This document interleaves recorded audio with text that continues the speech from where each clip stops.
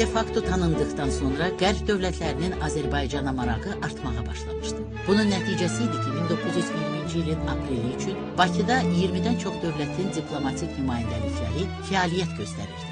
Antanta dövlətləri Azərbaycana silah və hərbi sursatla yardım etmək qərarına gəlmişdilər. Bütün bunlara baxmayaraq, Azərbaycanda ictimai-siyasi vəziyyət getdikcə mürəkkəbləşirdi. Ölkə siyasi, iqtisadi və sosial böhran içindeydi. Mudros barışığından sonra Azərbaycan, qardaş Türkiyənin yardımından məhrum olmuşdu. Türkiyənin Sovet Rusiyası ilə yaxınlaşması Azərbaycan-Türkiyə münasibətlərinə soyuqluq gətirmişdi. Bundan istifadə edən Sovet Rusiyasının müstəqil Azərbaycan Cumhuriyyətinin diplomatik təzyiqi güclənmişdi. O, ardı arası kəsilmədən Azərbaycan hökumətinə notalar göndərirdi. 1920-ci ilin yanvarında RSFSR Xalq Xarici İşlər Komissarı Georgi Çiçerin Azərbaycan hökumətinə nota göndərərək ondan Denikinə qarşı müharibəyə başlamağı tələb etdi. Azərbaycanın Xarici İşlər Naziri Fətəli Xanxoyski yanvarın 14-də cavab notasında vətəndaş müharibəsinin Rusiyanın daxili işi olduğunu qeyd edərək, Azərbaycanın Sovet Rusiyası ilə mehriban qonşuluq əlaqələri yaratmaq üçün danışıqlara hazır olduğunu bildirdi. 1920-ci il yanvarın 23-də Çiçerin Azərbaycana ikinci nota göndərdi. Birinci notaya nisbətən ikinci nota daha təcavüzkar məzmunda idi. Əslində, Sovet hökumətinin diplomatik manevrləri Azərbaycana qarşı hazırlanmış müdaxiləni pərdələmək məqsədidir. Sovet Rusiyasının Azərbaycana münasibətdə əsl niyyəti Leninin martın 17-sində Qafqaz cəbhəsinin Hərbi İnqilab Şurasına göndərdiyi teleqramda daha aydın görünürdü.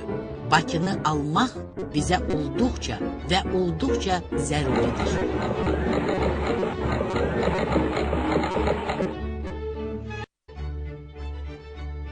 Beynəlxalq şəraiti nəzərə alaraq birbaşa hərbi müdaxilə etməyə cəsarət etməyən Sovet Rusiyası Azərbaycanın daxilində çevriliş edə biləcək qüvvələr formalaşdırdı. Onun xeyirduası ilə 1920-ci ilin fevralında müstəqil Azərbaycan Komünist Partiyasının yaradılması bu məqsədə xidmət edirdi. Eyni zamanda daxildə siyasi partiyalar və parlament fraksiyaları arasında qarşı durmalar da güclənirdi. Bu çəkişmələrin bir qütbündə Musavat Partiyası, digər qütbündə İttihadçılar dururdu. Müxalifətdə olan İttihad Partiyası aşkarca Sovet Rusiyası ilə hərbi ittifaq yaratmağı təklif edirdi. Partiyalar arası çəkişmələrin güclənməsi və parlamentdə sosialist fraksiyasının pozuculuq fəaliyyəti nəticəsində 1920-ci il martın 30-da Yusif Bəylinin başçılıq etdiyi 5-ci hökumət kabineti istefa etdi. Yeni hökumətin təşkili Hacınskiyə tapşırıldı. O isə kommunistlərlə danışıqlara girərək onlara yeni hökumətdə nazir vəzifələri təklif etdi. 20 gündən çox davam edən danışıqlar nəticə vermədi. Kommunistlər yeni hökumətə daxil olmaqdan imtina etdilər.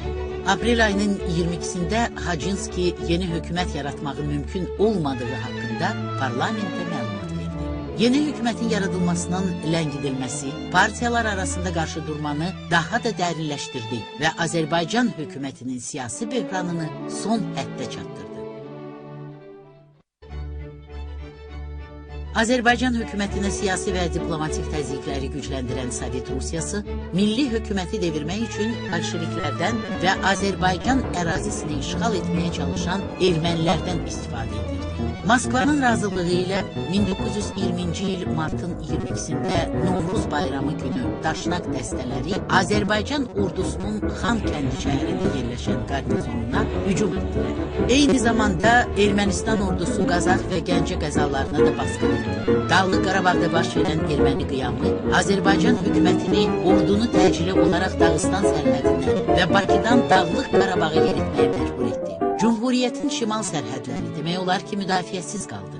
Aprelin 21-də Qafqaz cəbhəsi komandanlığının 11-ci Qırmızı Ordu rəhbərliyinə və Volqa Xəzər donanmasına göndərdiyi 490 nömrəli direktivdə aprelin 27-sində Azərbaycan sərhədlərini keçib 5 gün ərzində Yalaman-Bakı əməliyyatını yerinə yetirmək əmr edilirdi. Aprelin 23-də Qafqaz cəbhəsinin komandanı Tuxaçevski və Hərbi İnqilab Şurasının üzvü Sergo Orcanikidzenin imzaladığı 52 nömrəli əmrdə göstərilirdi ki, 11-ci ordunun son vəzifəsi Bakı quberniyasını tutmaq deyil, Azərbaycanın bütün ərazisinin tutulması hesab edilsin. Sovet Rusiyasının Azərbaycana hərbi müdaxiləsi həlledici mərhələyə daxil olurdu. Bakı bolşeviklərinin nümayəndə heyəti Anastas Mikoyan başda olmaqla Azərbaycan xalqı adından 11-ci Qırmızı Ordunu Azərbaycana dəvət etdi. Aprel ayının 25-dən 26-sına keçən gecə 11-ci Qırmızı Ordu hissələri Azərbaycan Xalq Cumhuriyyətinin sərhədlərini keçdi. Yalama stansiyasında 2 saatlıq döyüş Azərbaycan hərbçilərinin məğlubiyyəti ilə nəticələndi. Aprelin 27-sində Azərbaycan Kommunistləri adından hakimiyyətin bolşeviklərə təhvil verilməsi haqqında parlamentə ultimatum verildi. Həmin gün axşam saat 11-də Azərbaycan parlamenti özünün son iclasına toplandı. Məmmədəmin Rəsulzadə, Şəfibəy Rüstəmbəyli və başqalarının kəskin etirazlarına baxmayaraq, sosialist fraksiyasının və ona yaxın olan fraksiyaların tələbi ilə hakimiyyətin Azərbaycan bolşeviklərinə təhvil verilməsi haqqında qərar qəbul edildi.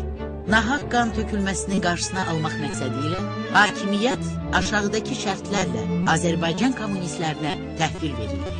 Birinci şərt, Azərbaycanın tam müstəqilliyinin qorunub saxlanması. İkinci, Azərbaycan Komünist Bolşeviklər Partiyasının yaratdığı hökumətin müvəqqəti orqan olması. Üçüncü, hökumət idarələrindəki qulluqçuların tutduğu vəzifələrdə qalması. Dördüncü, hökumət və parlament üzvlərinin həyat və mülkiyyətinin toxunulmazlığının təmin edilməsi. Beşinci, Azərbaycan siyasi partiyalarının tam sərbəst fəaliyyətinin təmin edilməsi. Altıncı, Azərbaycan ordusunun saxlanması. Yeddinci, Rus ordusunun Bakı şəhərinə daxil olmadan dəmir yolu ilə Türkiyənin köməyinə getməsi. Lakin parlamentin qərarından bir neçə saat sonra Anadoluya getmək bəhanəsi ilə Biləcəri stansiyasına gəlib çatmış 11-ci Qırmızı Ordu hissələri Bakıya daxil oldu. Bununla da Azərbaycan Xalq Cumhuriyyətinin müstəqilliyinə son qoyuldu və Azərbaycan yenidən Rusiya tərəfindən işğal edildi.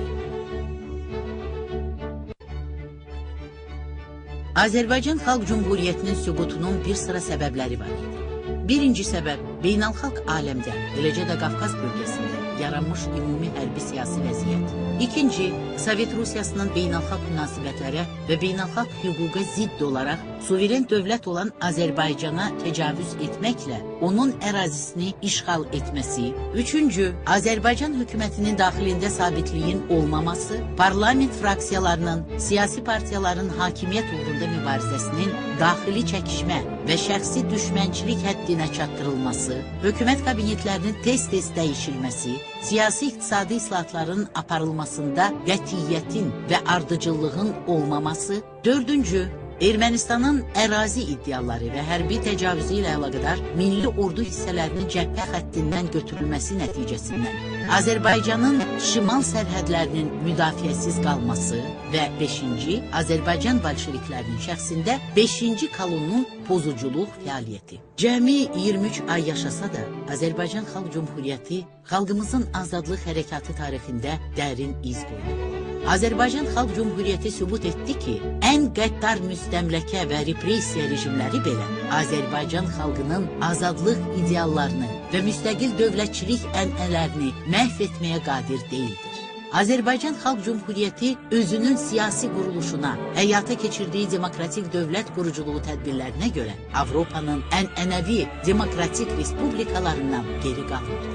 Azərbaycan xalqının tarixində ilk parlamentli respublika olan Azərbaycan Xalq Cumhuriyyəti eyni zamanda bütün şərqdə, o cümlədən Türk-İslam dünyasında ilk demokratik, hüquqi və dünyəvi dövlət nümunəsi idi.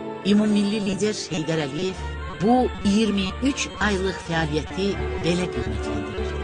Azərbaycan Xalq Cumhuriyyəti sonraki nəsillərin yaddaşında xalqımızın tarixinin ən parlaq səhifələrindən biri kimi həmişə qalacaqdır. O, demokratik dövlət quruculuğu, iqtisadiyyat, mədəniyyət, təhsil, səhiyyə, hərbi quruculuq sahələrində atdığı mühüm addımları başa çatdıra bilmədi. Onun qısa müddətdə həyata keçirdiyi tədbirlər xalqımızın tarixində silinməz iz buraxmış, milli dövlətçilik ənənələrimizin bərpasında böyük rol oynamışdır.